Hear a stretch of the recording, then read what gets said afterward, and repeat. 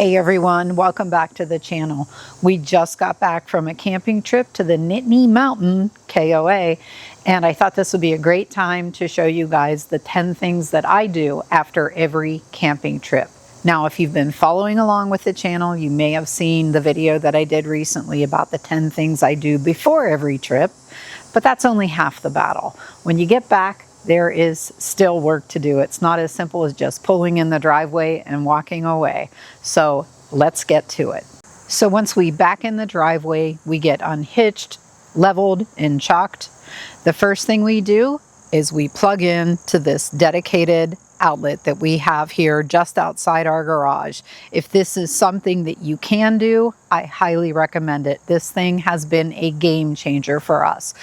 So why do I need to be plugged in out here to this outlet if it's just sitting in my driveway? I have a couple really good reasons for that. First of all, I keep some food in my refrigerator. Not anything that would expire, but things that I want to keep in there from one camping trip to the next. One less thing to do as we're preparing to head out. Another thing is, I do run the AC when it's hot out. I keep it in the mid-70s range. That's not for the purpose of making it comfortable enough for us to sleep in. It's more about keeping those items that are stored inside between camping trips. Well, really, all camping season long, those items that could potentially degrade if it got too hot in there. Think about medication that's in the medicine cabinet, cleaning supplies, toiletries. If you're like me and you wear a little bit of sunscreen, makeup, whatever, you want those things to not get destroyed or degraded by a really hot trailer. And these things do get hot if there's not an AC running in them. All right, the next thing on my list is this slide goes out. And I've already done that just so we could get in here and record this part of the video.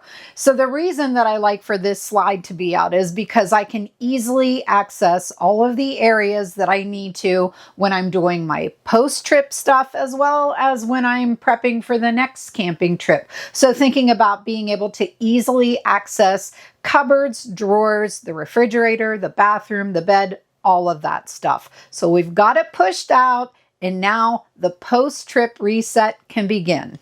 And I'm quickly realizing my wide angle lens probably would have been a better idea in here for this particular segment. So next on my list is setting up our trusty little dehumidifier. This thing gets plugged in the day that we get back. Like as soon as the slide goes out and I'm inside here, this is the first thing that I do. If you have not learned this already, I am here to tell you that moisture is the #1 enemy of RVs.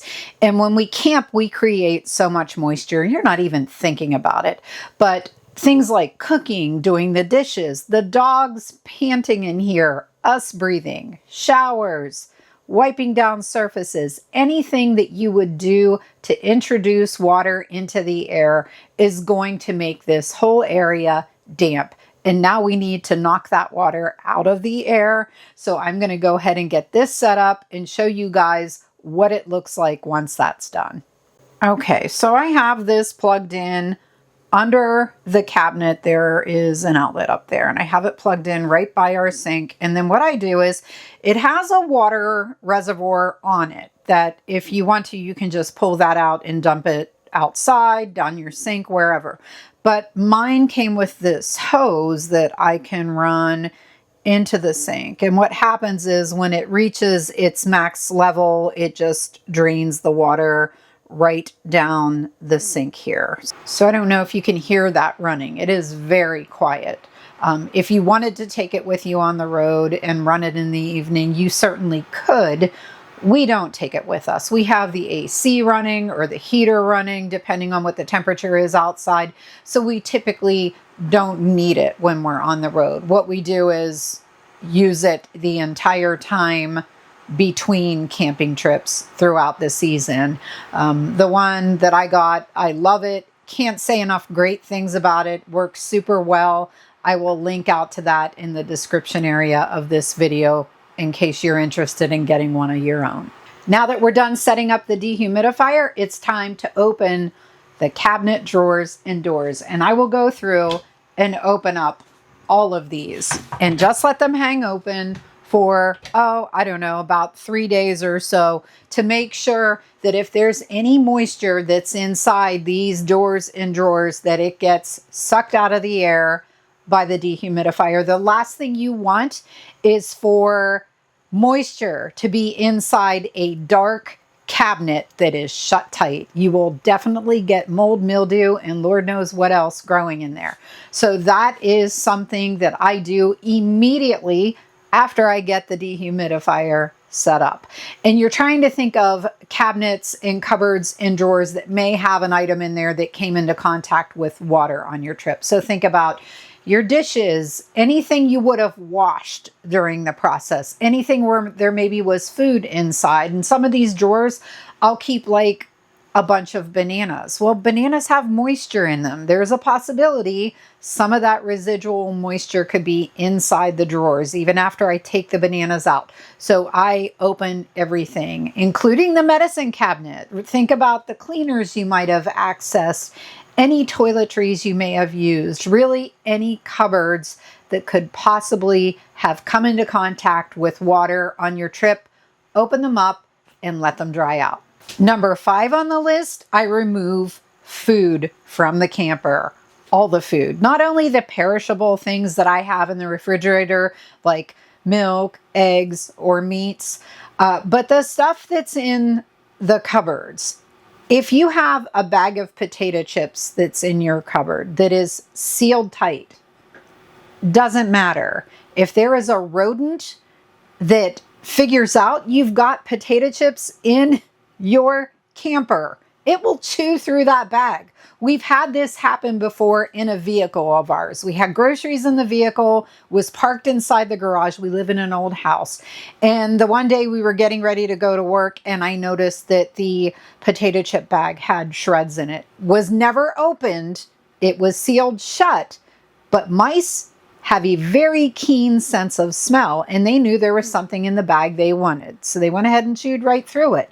They will do the same thing in your camper. Leave nothing in there that they can chew through. Think of boxes, plastic, even harder plastics. They can chew through it. So get it out of your camper. We've had this camper for almost 3 years now. We've never had a rodent problem. We've not had an insect problem, except for one time in the exterior, there were these little tiny ants that were crawling up into the window frame. Took care of that with my homemade borax ant trap concoction that I have. If you guys are interested in seeing that, I have a video out that I did a while ago that I will definitely link out to you, because that borax stuff works wonders if you have an ant problem. We use it in our house. We don't get ants in the trailer, but we've seen them in the house in the early spring, and that takes care of them within a couple days. So get all of the food out. Now, there are some things I leave inside the fridge because the fridge, it's sealed tight. I have ketchup, I have mustard, some beverages, and like I said, I keep the maple syrup in there because it's in there good and tight. But even looking at the spice cupboard, I will go through there. I will remove anything that has oil in it, anything that has sugar in it, anything that rodents or insects might find interesting. I will leave metal canned goods or things that are in a jar that is sealed tight in here because they're not going to get into those things. At least I don't think so. They haven't yet. Don't forget the dog food and the dog treats, and look underneath things, because if you have dogs like we do, treats will get pushed under this slide. So you want to check under there, make sure you got everything out. Get the food out of your trailer. The next thing you want to do is remove all of your soft goods from the camper. And what I mean by soft goods is the dirty laundry, the dirty bedding, the dog beds. We went on a 2-night camping trip, and these are coated in Pomeranian hair. And these are things that we keep under our bed in the storage area. You can bet that if I would leave these in here from one camping trip to the next, it would start to smell like a dirty Pomeranian. So these are going in. I'm washing them, washing the wet towels, the wet kitchen linens.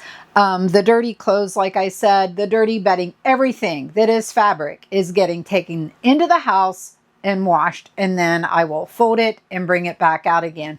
And don't forget, one of the things that we have is one of those washable rug runners that we put inside the door. Like it basically starts at the door and it runs over to this side of the camper. And the reason I use that instead of a simple welcome mat is because of those dogs, because they have a longer path to walk on, and hopefully it will get some more of the moisture or residual dirt off their paws. We do wipe their paws before we let them come in, but they're dogs. They still have things in their paws that are going to hang on. So I wash that rug runner as well, and the bathroom rug. Don't forget the bathroom rug.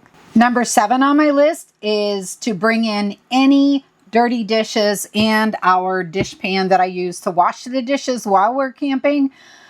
I take those into the house to be washed there.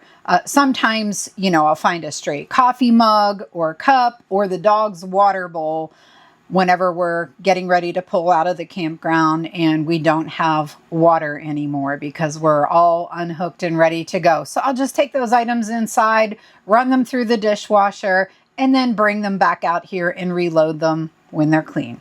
Number 8 on my list, and I think a lot of people probably don't even think of this, instead of just taking these off our water hookup and throwing them in the hose bag, I have Dan hand these to me and I put them in the sink here.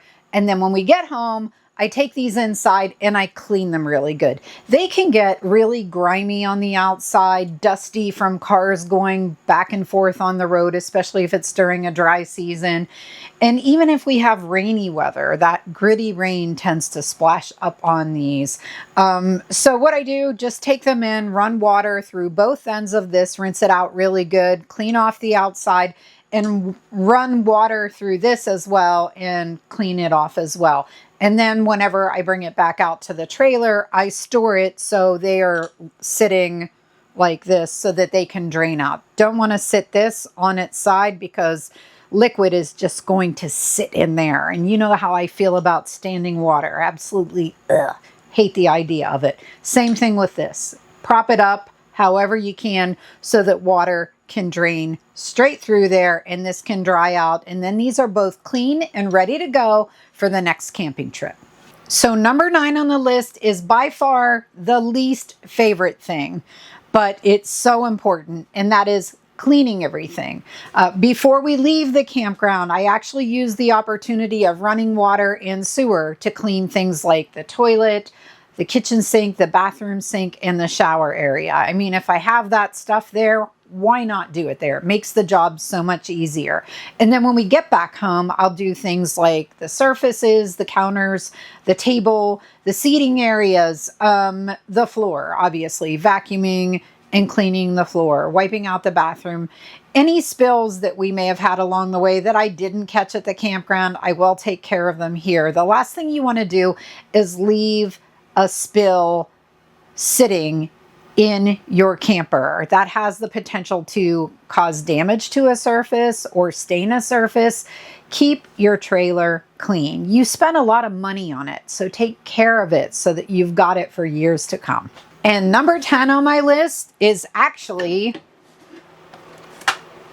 to look at my list. The list that I made when we were at the campground of things that I noticed we were running out. For instance, we used some AAA batteries in a remote control, so I grabbed some more of those once we got here at home and restocked. But what I'll do is I will keep a running list of the things I noticed were low on that need to be replenished, and then I refer to that when we get back home.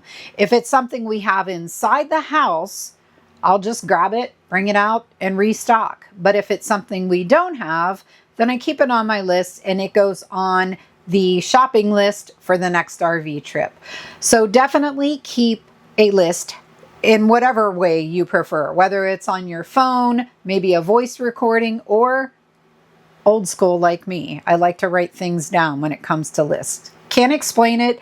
Everything else I do is with technology, but when it comes to making lists, I write them down. So get yourself a list. Okay, I know I said 10 things, but guess what? There's a number 11.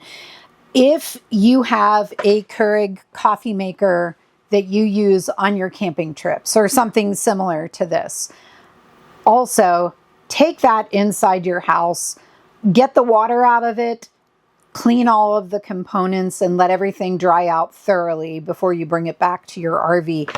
These are widely known to be susceptible to mold and stuff growing inside the components in here, because if you don't use it on a daily basis, that water just sits in there. Again, we're talking about the stagnant water. I know I have a thing about that, but think about it. It's so gross. So definitely take your coffee maker inside too, clean it thoroughly, let it dry out, and then bring it back out for the next camping trip.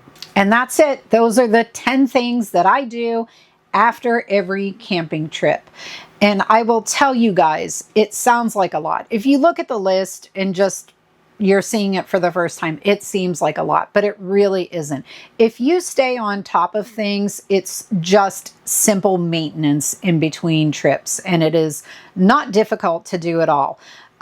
Definitely some key points I just want to go back and highlight. You definitely want to remove anything dirty or wet from your camper when you get home. So get all the wet, dirty clothes out of here. You want to get all the food out of here that rodents or insects might find appealing.